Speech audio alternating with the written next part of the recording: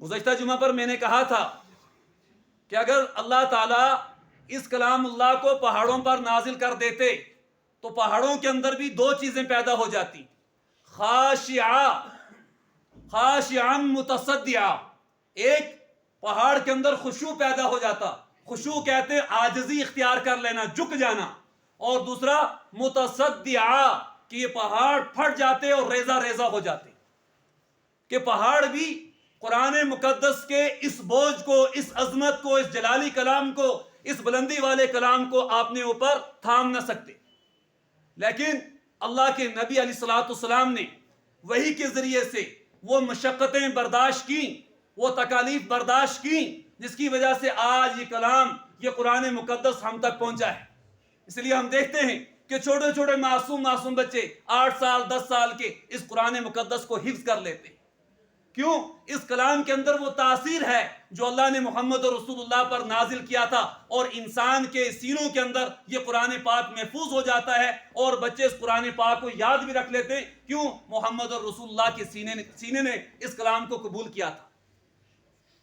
اس لیے کہا جاتا ہے کہ جس کے سینے کے اندر اللہ کا یہ کلام آ جائے، جس کے سینے کے اندر اللہ کا یہ کلام محفوظ ہو جائے، اس سینے کی نسبت بدل جاتی ہے، اس شخص کی نسبت بدل جاتی ہے۔ وہ شخص معاشرے کے اندر ایک عظیم شخص بن جاتا ہے کہ جس کے ساتھ قرآن مقدس کی نسبت جڑ جائے، قرآن مقدس کی نسبت لاحق ہو جائے، متصف ہو جائے، اس شخص کی نسبت بدل جاتی ہے، تبدیل ہو جاتی ہے۔ جیسے ہم خود دیکھتے ہیں معاشرے کے اندر جو حافظ قرآن ہوتا ہے وہ ہمارا امام بھی ہوتا ہے، وہ ہمارا پیشوا ہوتا ہے، وہ ہمارا مقتدا ہوتا ہے، اور امام سب سے آگے ہوتا ہے، امام سے آگے کوئی نہیں ہوتا۔ ہاں، امام سے آگے ایک موقع پر ہوتا ہے، جنازے کے موقع پر وہ میت ہوتی ہے، ایسے امام سے آگے کوئی نہیں ہوتا۔ اس لیے کہا جاتا ہے کہ اپنے اماموں کی قدر کرو، عزت کرو، جن کے سینوں کے اندر اللہ کا کلام محفوظ ہو چکا ہے، کہ سینے کی نسبت بدل چکی ہے، اب یہ سینہ عظیم ہو چکا ہے، اس کی نسبت اس کلام کے ساتھ جڑ چکی ہے، اب یہ صاحب کلام بن چکا ہے، اس لیے سینے کی نسبت عظیم بن چکی ہے۔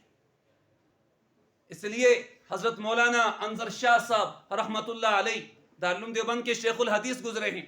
ایک موقع پر حضرت نے فرمایا کہ کل محشر کا میدان لگا ہوا ہوگا، سب لوگ جنت کے اندر داخل ہو رہے ہوں گے، کچھ لوگ بچے ہوئے ہوں گے، ان سے بھی اللہ کہے گا کہ اپنا اپنا عمل بتاتے رہو اور جنت کے اندر داخل ہو جاؤ۔ آہستہ آہستہ سب داخل ہو جائیں گے، ایک شخص بچا ہوا ہوگا، اسے اللہ کہیں گے کوئی عمل بتا دو، کوئی نیکی بتا دو جس کی وجہ سے آج تمہاری مغفرت کر دی جائے۔ وہ کہے گا یا اللہ میں نے زیادہ نیکیاں نہیں کی ہیں، میں نے زیادہ اعمال نہیں کیے ہیں، لیکن ایک کام کیا ہے۔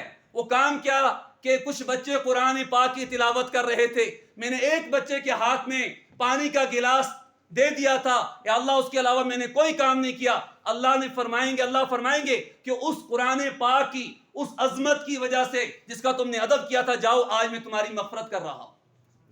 کیوں؟ نسبت بدل چکی ہے۔